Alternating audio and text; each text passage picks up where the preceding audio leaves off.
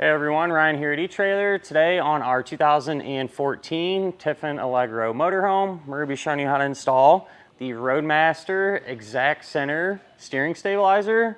Before we do that though, let's take a minute, check this out, and make sure it's going to work for you.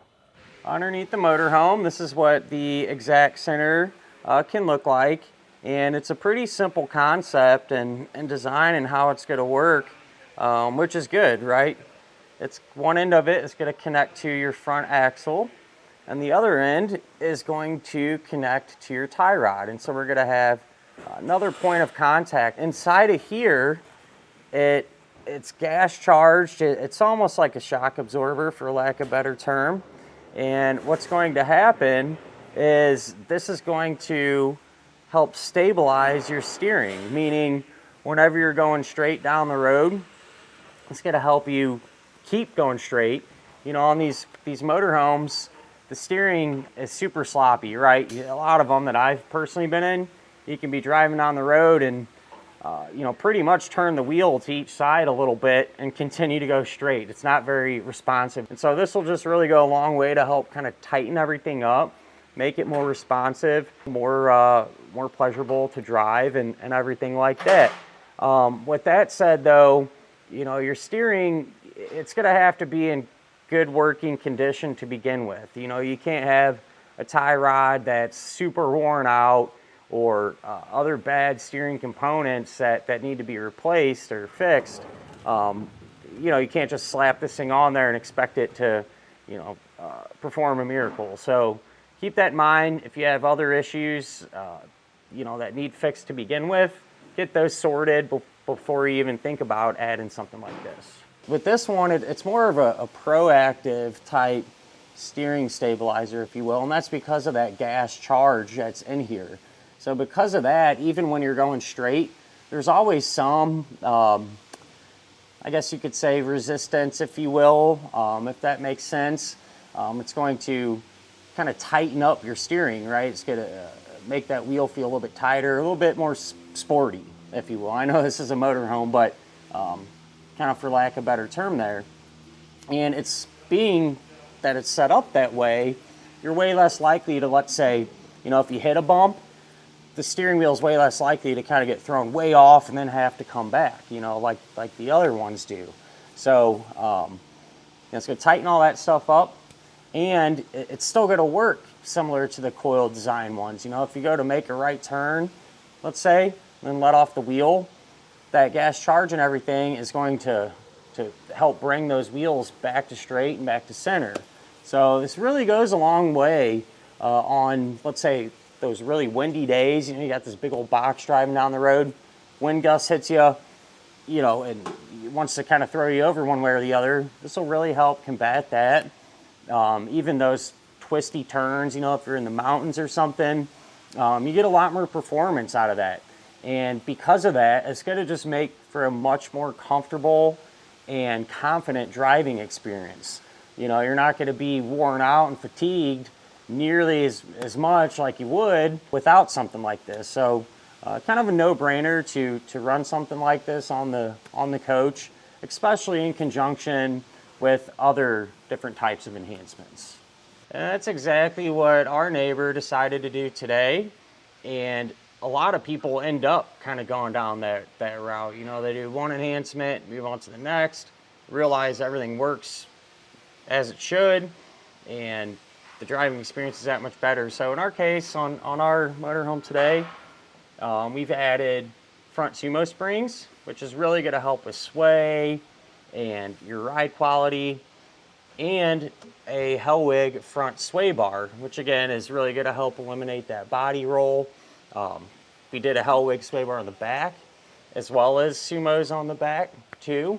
So having that whole package, you know, everything is working in conjunction and making everything work, not have to work as hard. You know, by having these upgraded components, it's easier to steer, you know, easier on your suspension and easier to keep control of your rig. So when it comes down to it, a no-brainer. You know, I've yet to meet someone who has put one of these on their motorhome and hasn't thoroughly enjoyed the results from it being on there.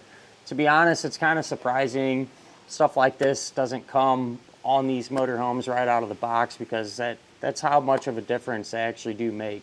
And if it were me, I'd want, you know, people who buy these motorhomes to be happy with them. So definitely makes a difference.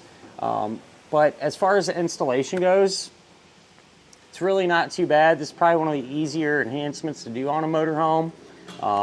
You will have to remove some pretty large nuts on the U-bolts over here. So keep that in mind. You'll have to have a pretty big torque wrench to torque them back down. So something to think about. If it's a chore you don't really want to have to tackle, not a huge deal. You can always utilize our dealer locator, and hopefully that can get you going in the right direction to find someone who can do it for you. But with that said, if this is something you're going to do yourself, feel free to hang around. We'll go ahead and get started on it now. To begin our installation, we're going to be working underneath the front of our motorhome by the steering components. And what you want to do is make sure that your wheels are straight, you know. So facing forward, line up your steering wheel straight, exactly how you'd want it whenever you're driving down the road. And with that said, whenever you do this, ideally you'd want the suspension and everything to be loaded as if it were driving down the road. So in our case, the way our lifts work, it picks it up by the tires and simulates that. But this can absolutely be done on the ground. You know, just don't have quite as much room, and really the only reason we use the lifts is so we can get better shots and you can see what's going on. So we'll move under there now and get started. Underneath of our motorhome, just kind of as a reference, we're going to be looking from the back to the front. All right, so if you look at our front axle, this is going to be the back side of it. All right, we're going to have the U-bolts coming through, and these two nuts we're going to have to remove. So it definitely helps if you spray them down with some penetrating oil. These things are super tight, so be conscious of that. And we can use an 1 1/8" socket.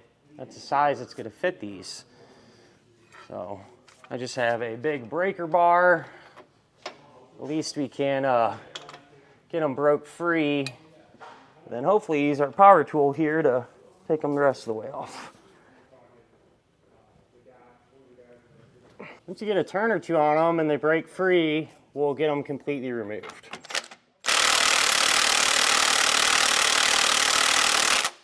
I do like to kind of alternate though, because these threads are pretty fine and these are generating a lot of heat. So I'll run it down a little bit, do this one, so on and so forth.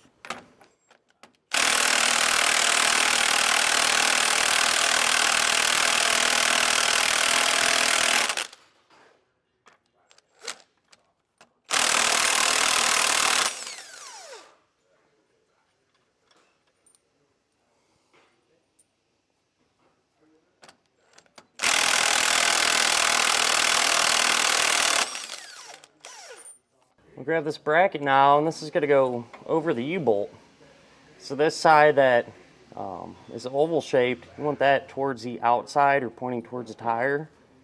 And you want it to sit where, you know, this ramped portion, that part, this is going to be closest to the back of the motorhome. So go ahead and slide that in place and reinstall the nuts. Whenever you're tightening up U-bolts, you want to run them down evenly as well. That way everything just draws up at the same rate.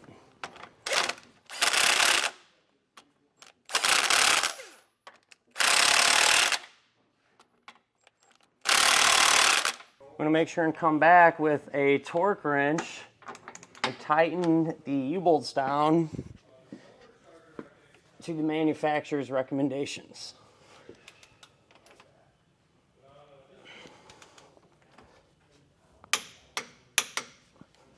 Now we can grab this tie rod bracket, and this is going to go on the bottom of the tie rod, and you want this piece, okay, where that kind of comes to a point with that hole in it, to face towards the front of the motorhome. So we'll sit on there like that, and we'll take a U-bolt, run that through, and then grab flat washer. And a nylon lock nut. I'll get that started hand tight. The same thing for this one.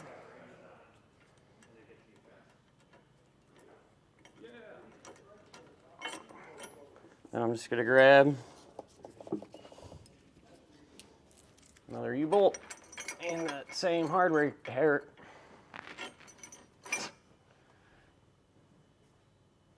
I'll grab another U-bolt, run it through there, and that same exact hardware combination, and get those started as well.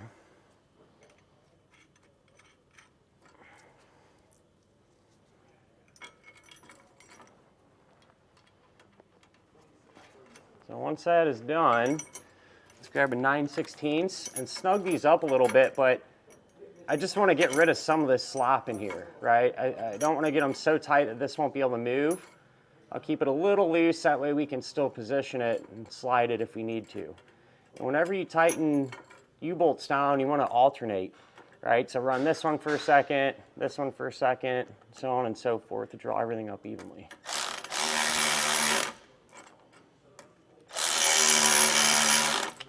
Back to our chassis bracket.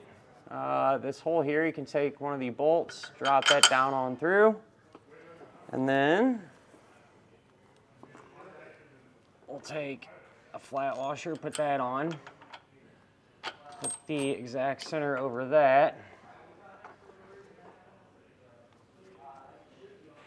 and then take another flat washer and get a nylon lock nut started. On the other end here, this is why we wanted to leave this loose so we could slide it and line it up with our exact center. You're to go from the bottom up, take bolt, flat washer, slide that over it. You'll have another flat washer and a nylon lock nut, just like the other side. With all of our hardware in place, we're going to come back and just kind of lightly snug everything up, get all the slop out of it. So you have a 3/4 inch wrench and socket. We'll first start with this end here. The same thing with this end, just lightly snug it up. Really don't even want to make, contact in here.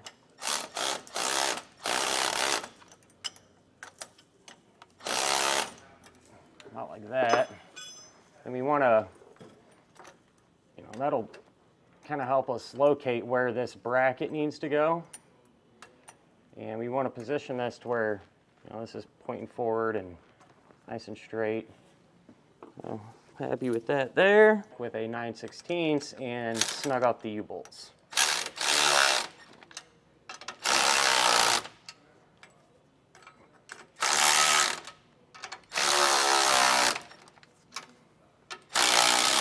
Snug them up, that way this doesn't move on us.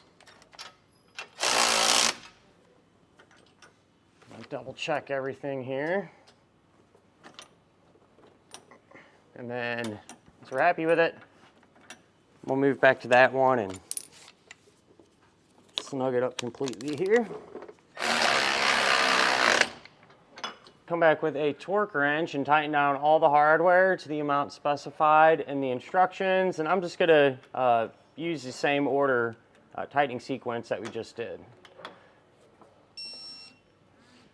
Once you have everything torqued on each end, you're going to have this lock nut. If yours is loose, I suggest just tightening it up against the shoulder here and just snugging it down. That way it doesn't want to back off or anything. You're all wrapped up, you want to go out and take this thing for a spin, make sure it drives straight and everything. To be honest with you, I've done quite a few of these type of steering enhancements, and out of all those, might have had to just come back and readjust one, maybe two of them, so it's not really that common thing to have to do.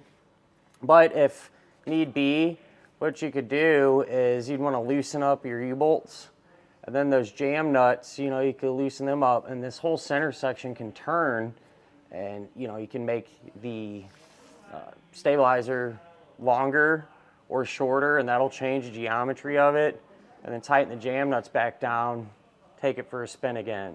But you know, as long as everything, you started with your wheels straight and your steering is in good working condition to begin with, chances are pretty good. You'll be all set and won't have to make adjustments. And that'll finish up our look at and our installation of the Roadmaster Exact Center Steering Stabilizer on our 2014 Tiffin Allegro Motorhome.